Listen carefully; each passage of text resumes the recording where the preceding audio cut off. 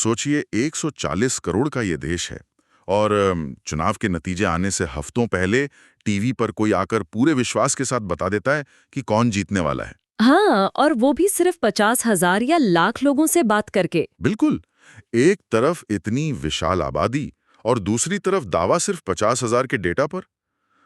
ये सुनने में ना किसी जादू या सफेद झूठ की तरह लगता है। मतलब मन में सवाल उठता है कि इतने कम लोगों की राय से पूरे देश का मिजाज कैसे पढ़ा जा सकता है। देखिए, ये कोई जादू नहीं है और न ही ये कोई तुक्का है। ये एक विशुद्ध विज्ञान है जिसे समझे बिना हम आज के इस डेटा संचालित समाज को समझ ही नहीं सकते। सही बात है, और इसीलिए आज की इस गहरी चर्चा का हमारा मुख्य उद्देश्य इसी विज्ञान के रहस्य को सुलझाना है। हम बात कर रहे हैं सामाजिक शोध के एक बहुत ही महत्वपूर्ण हिस्से की, जिसे सैंपलिंग कहते हैं। अक्सर लोगों को एक गलतफहमी होती है कि शोधकर्ता चंद लोगों से बात इसलिए करते हैं क्योंकि उनके पास पूरे देश का चक्कर लगाने का समय या पैसा नहीं होता। हाँ, लोग इसे महज एक सुविधा या शॉर्टकट मान लेते हैं। एकदम सही। लेकिन सच ये है कि सीमित संसाधनों में सटीकता और दक्षता लाने के लिए ये एक अनिवार्य वैज्ञानिक आवश्यकता है। अगर कोई करोड़ों की आबादी के पीछे भागेगा ना, तो वो कभी भी अध्ययन की गहराई तक नहीं पहुंच पाएगा। तो आज हम यही समझेंगे कि कैसे चंद लोगों को चुनकर पूरे समाज की एक विश्वसनीय तस्वीर पेश की जाती है, चाहे वो जातिगत असमानता हो या मतदान का व्यवहार। ये कोई उबाऊ अकादमिक विषय नहीं है, बल्कि दुनिया के काम करने का तरीका है। तो शुरुआत बिल्कुल बुनियादी अवधारणाओं से करते हैं। बिल्कुल। जब हम कहते हैं कि हमें पूरे भारत के युवाओं की सोच समझनी है, तो उस पूरी आबादी को रिसर्च की भाषा में पॉपुलेशन या यूनिवर्स कहा जाता है ना?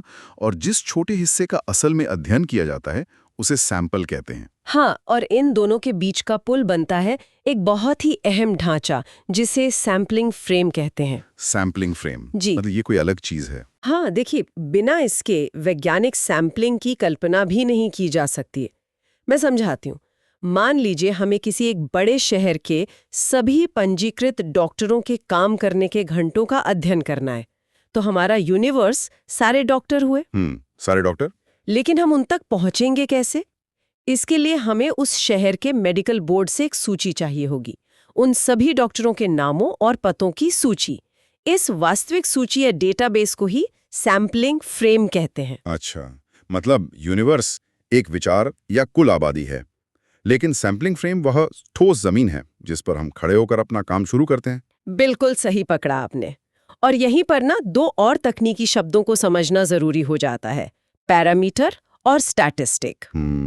ये थोड़ा उलझा हुआ लग रहा है सुनने में। थोड़ा सा है, लेकिन अगर हम इसे बड़े परिदृश्य से जोड़कर देखें तो पैरामीटर पूरी आबादी की असल और अंतिम सच्चाई है। जैसे उस शहर के सभी डॉक्टरों के काम करने का वास्तविक औसत समय। ये एक ऐसा आदर्श आंकड़ा है जिसे हम कभी 100% सटीकता से नहीं जान सकते, क्योंकि हर एक डॉक्टर से बात करना व्यावहारिक रूप से असंभव है। एकदम असंभव। तो उस अनजान पैरामीटर का पता लगाने के लिए हम अपने सैंपल का सहारा लेते हैं। हम अपने छोटे सैंपल से जो औसत समय निकालते हैं उसे स्टैटिस्टिक कहते हैं। ओहो, अब समझ आया। मतलब सैंपलिंग का पूरा खेल यही है कि हमारा जो स्टैटिस्टिक है वो उस अनदेखे पैरामीटर के बिल्कुल करीब हो। हाँ, मुख्य उद्देश्य यही है। अगर इसे हम अपनी रोजमर्रा की जिंदगी से जोड़े ना, तो ये बिल्कुल वैसा ही है जैसे घर में किसी बड़े बर्तन में सूप बन रहा है।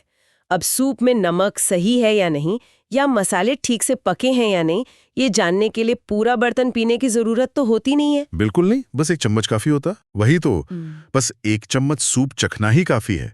तो वो पूरा बर्तन हमारा यूनिवर्स या पैरामीटर है, और वो एक चम्मच का स्वाद हमारा स्टैटिस्टिक है। ये बहुत ही बढ़िया उदाहरण दिया आपने।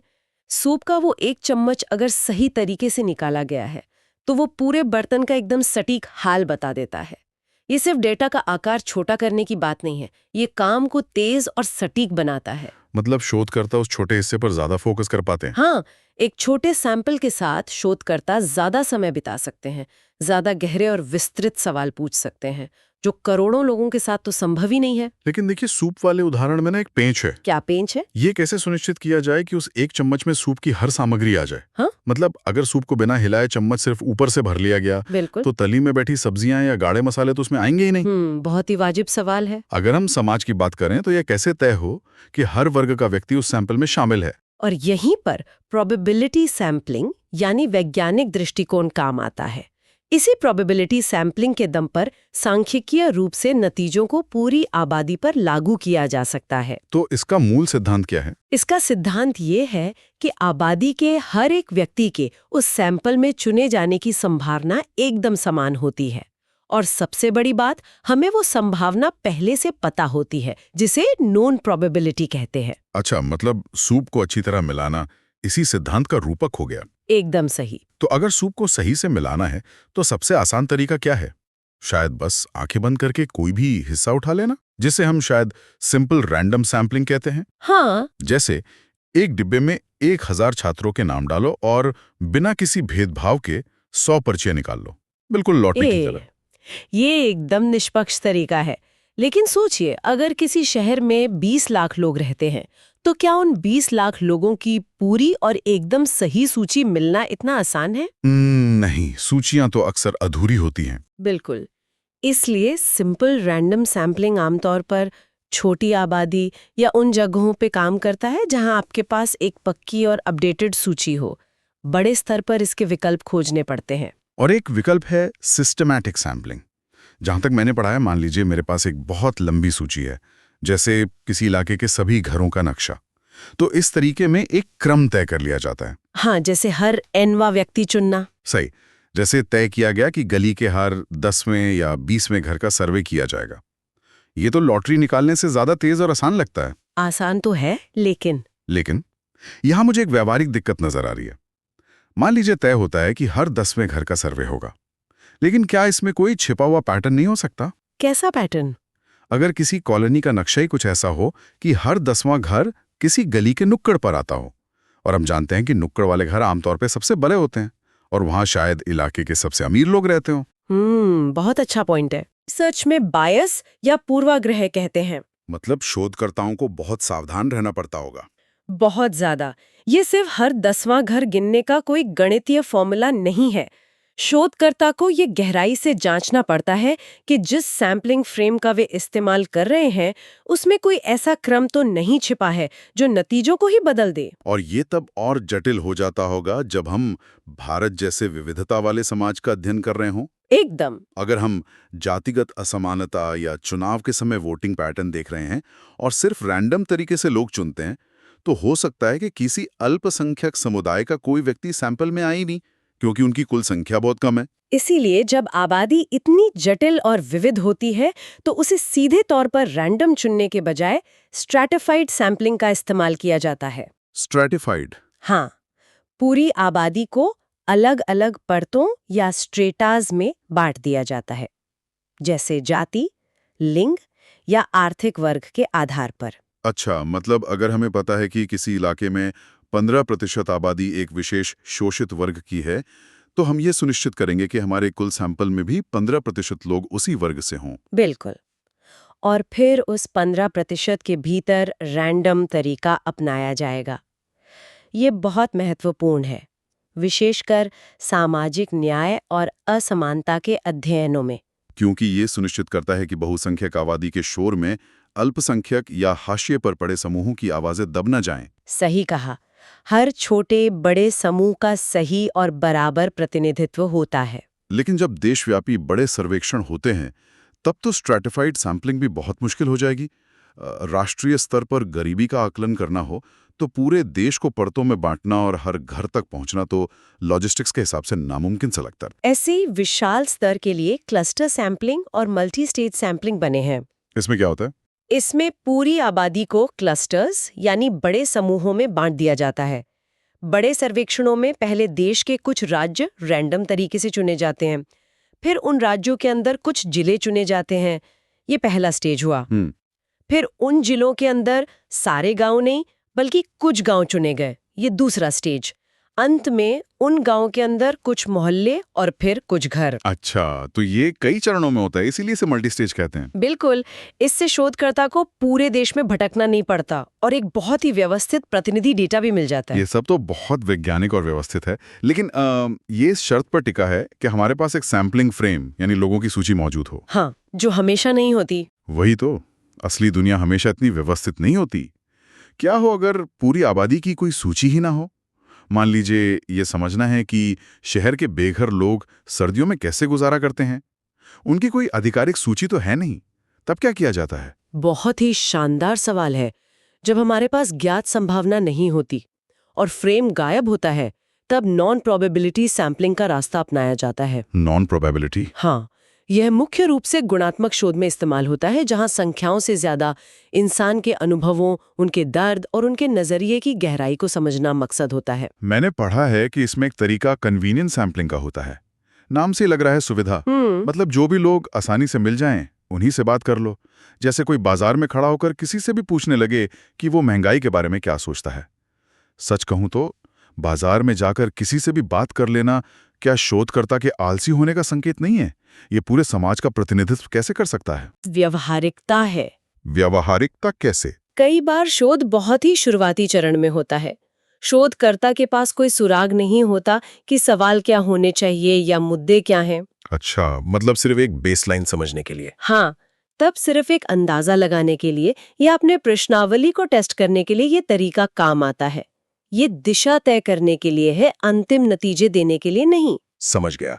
तो ऐसे में और क्या व्यवहारिक विकल्प हैं बिना सूची के? तब पर्पोजिव सैंपलिंग काम आती है, जहां शोधकर्ता जानबूझकर तय करता है कि किससे बात करनी है। इसका कोई उदाहरण? मान लीजिए किसी गांव की राजनीति और पंचायती फैसलों को समझना है।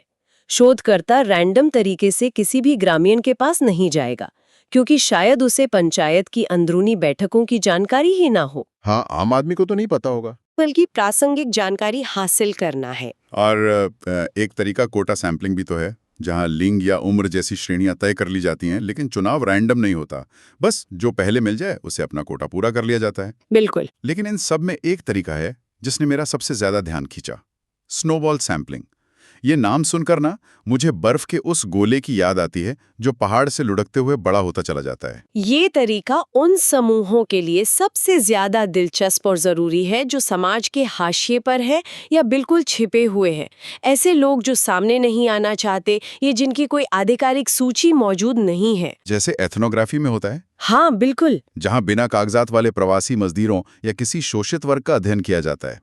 ऐसे संवेदनशील समूहों के लिए बाजार में खड़े होकर तो सवाल नहीं पूछे जा सकते। बिल्कुल नहीं पूछे जा सकते हैं। यहाँ सबसे बड़ी चुनौती विश्वास की होती है। शोधकर्ता पहले किसी एक व्यक्ति का बहुत मेहनत से विश्वास जीतता है। जब वो व्यक्ति सहज हो जाता है तो वो एक दूसरे इंसान तक पहुंचने में मदद करता है।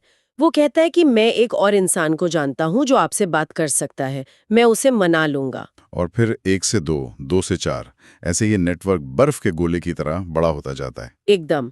जब आप संवेदनशील विषयों का अध्ययन कर रहे हो जो दुनिया से छिपे हैं, तो एक व्यक्ति के विश्वास के जरिए दूसरे तक पहुंचना ही एकमात्र वैज्ञानिक और प्रमाणिक तरीका बचता है। अब थोड़ी बात करते हैं उन गड्ढों की जहां रिसर्च लड़खड़ा सकती है, क्योंकि ये पूरी प्रक्रिया कागजों पर जितनी साफ सुथरी लग रही है ना, असल जमीन पर इसमें खतरे भी बहुत हैं। खतरे तो हर शोध में होते हैं। मुख्य रूप से 2 बातें सामने आती हैं, सैम्पलिंग एरर और सैम्पलिंग बायस। इन दोनों में क्या फर्क है? इन दोनों के बीच का तकनीकी फर्क समझना बहुत जरूरी है। देखिए, सैम्पलिंग एरर तो बस सैंपल और असल आबादी के बीच का एक स्वाभाविक गणितीय अंतर है। मतलब ये तो होगा ही। हाँ, आप चाहे दुनिया की सबसे अच्छी टीम लगा दें, पूरी आबादी और एक छोटे हिस्से के बीच मामूली अंतर हमेशा रहेगा। सांख्यिकी में इसे स्वीकार किया जाता है। लेकिन सैम्पलिंग बायस पूरी रिसर्च को बर्बाद कर सकता है। बायस का मतलब है कि चयन के तरीके में ही कोई भारी खोट है। बिल्कुल। जैसे मान लीजिए कोई सर्वे सिर्फ स्मार्टफोन और इंटरनेट के जरिए किया जाए, तो जिनके पास इंटरनेट नहीं है, खासकर एक बहुत बड़ी ग्रामीण आबादी या बुजुर्ग लोग, वे तो पूरी तरह से इस सर्वे से छूट ही जाएंगे। यही सैम्पलिंग बायस है। कुछ समूहों का जरूरत से ज्यादा प्रतिनिधित्व हो जाना, जिसे ओवर रिप्रेजेंटेशन कहते हैं, और कुछ का बिल्कुल गायब हो जाना। ऐसे पक्षपाती डेटा से निकाले गए निष्कर्ष पूरी तरह भ्रामक होते हैं। और यहीं से एक और बड़ा सवाल खड़ा होता है। लोग अक्सर सोचते हैं कि अगर किसी सर्वे में लाखों लोग शामिल हैं, तो वो 100% सही ही होगा। ये एक बहुत बड़ा मिथक है। मतलब क्या सिर्फ एक विशाल सैंपल साइज खराब सैंपलिंग के तरीके को सुधार सकता है? अगर उस इंटरनेट वाले ऑनलाइन सर्वे में 50 लाख लोगों ने हिस्सा ले लिया, तो क्या वो जादुई रूप से सही और विश्वसनीय हो जाएगा? अगर विज्ञान के आधार पर स्पष्ट रूप से कहूं तो बिल्कुल नहीं। प्रतिनिधित्व केवल साइज पर निर्भर नहीं करता, वह पूरी तरह से चयन के तरीके पर निर्भर करता है। ओहो, मतलब अगर सूप में नमक डाला ही नहीं गया है तो चाहे 1 चम्मच चखें या पूरा बर्तन पी जाएं, वो बेस्वाद ही लगेगा। क्या बात है, बिल्कुल सही कहा। अगर सैम्पलिंग डिजाइन खराब है तो 50 लाख लोगों का डेटा सिर्फ बहुत बड़े पैमाने पर गलत निष्कर्ष देगा। वह विशाल नंबर सिर्फ एक दिखावा है। तो छोटा सैंपल भी बेहतर हो सकता है। 100%। एक छोटा सैंपल जो वैज्ञानिक और स्ट्रैटिफाइड तरीके से चुना गया हो, वो उस 50 लाख के पक्षपाती डेटा से कहीं ज्यादा सटीक परिणाम देता है। अच्छा, सैंपलिंग डिजाइन ही वेद परिणाम देता है। मतलब सैम्पलिंग असल में सैद्धांतिक दुनिया और असल वास्तविकता के बीच का एक बहुत मजबूत पुल है। हाँ। और इस वास्तविकता में एथिक्स यानी नैतिकता का भी तो सवाल है। रिसर्च में इंसानों का इस्तेमाल हो रहा है, कोई निर्जीव वस्तुएं तो है नहीं। नैतिकता केवल एक नियम नहीं है, बल्कि अच्छे विज्ञान की सबसे बड़ी बुनियाद है। वो कैसे? देखिए, सभी समूहों का निष्पक्ष समावेश होना चाहिए। ऐसा ना हो कि शोधकर्ता केवल आसानी से उपलब्ध वर्गों का ही अध्ययन करें। जो कमजोर या हाशिए पर पड़े वर्ग हैं, उनका संरक्षण बहुत जरूरी है, ताकि रिसर्च या स्नोबॉल सैंपलिंग के दौरान उनकी पहचान उजागर होने से उन्हें कोई नुकसान न पहुंचे। बिल्कुल। और रिसर्च में पूरी पारदर्शिता होनी चाहिए कि लोगों को आखिर किस आधार पर चुना गया है। तो इस पूरी चर्चा को अगर समेटें तो ये साफ है कि सैंपलिंग केवल एक सूखा सा गणितीय फॉर्मूला नहीं है। ये एक कला और विज्ञान दोनों है। हाँ, एकदम। सीमित संसाधनों के बावजूद अगर हम दुनिया की एक विश्वसनीय तस्वीर देख पा रहे हैं तो ये इसी प्रक्रिया की वजह से है। ये हमें इतने जटिल समाज को छोटे लेकिन एकदम स्पष्ट टुकड़ों में समझने की ताकत देता है। लेकिन देखिए, अब चलते चलते मेरे मन में एक ख्याल आ रहा है जो इन अकादमिक बातों से थोड़ा आगे जाता है। बताइए। आज हमने शोधकर्ताओं द्वारा किए जाने वाले सैंपलिंग की बात की, जहां बायस को दूर करने की पूरी कोशिश की जाती है। लेकिन जरा सोचिए, आज जो सोशल मीडिया के एल्गोरिदम्स हैं, वे भी तो एक तरह की सैंपलिंग ही कर रहे हैं। अरे वाह! इसे एक और नजरिए से देखें तो ये एक बहुत ही विचारोत्तेजक ख्याल है ना? दुनिया भर की करोड़ों सूचनाओं, पोस्ट्स और खबरों में से, जो कि एक पॉपुलेशन है, एल्गोरिदम हमारी स्क्रीन पर कुछ चुनिंदा पोस्टें दिखाते हैं जो हमारा सैंपल हुआ। बिल्कुल। तो सोचने वाली बात यह है कि क्या ये एल्गोरिदम हमें दुनिया की सही तस्वीर दिखा रहे हैं, या हम अनजाने में एक बहुत बड़े अदृश्य सैंपलिंग बायस का शिकार हो रहे हैं, जहां हमें सिर्फ वही दिखता है जो हम देखना चाहते हैं या जो हमें सबसे ज्यादा गुस्सा दिलाता है। बिल्कुल, क्योंकि शोधकर्ताओं का उद्देश्य सच्चाई दिखाना होता है, लेकिन शायद सोशल मीडिया एल्गोरिदम का उद्देश्य सिर्फ हमारा ध्यान खींचना है। ये सच में आज के समय का सबसे गहरा सवाल है। एकदम सही। और जब तक ये नहीं समझा जाएगा कि सामने जो सैंपल या तस्वीर पेश की जा रही है उसे किस तरीके से चुना गया है, तब तक हम दुनिया को गलत ही समझते रहेंगे। सही बात है। तो अगली बार जब कोई बड़ा सर्वे सामने आए, चुनावी नतीजे आए या सोशल मीडिया फीड पर नजर पड़े, तो हमें अपने दिमाग में ये सवाल जरूर उठाना चाहिए कि आखिर इस सूप का नमक किसने और कैसे चेक किया है। बहुत ही शानदार विचार है ये सोचने के लिए। इसी विचार के साथ आज की इस गहन विश्लेषण को हम यहीं विराम देते हैं। विचार करते रहिए और सवाल पूछते रहिए।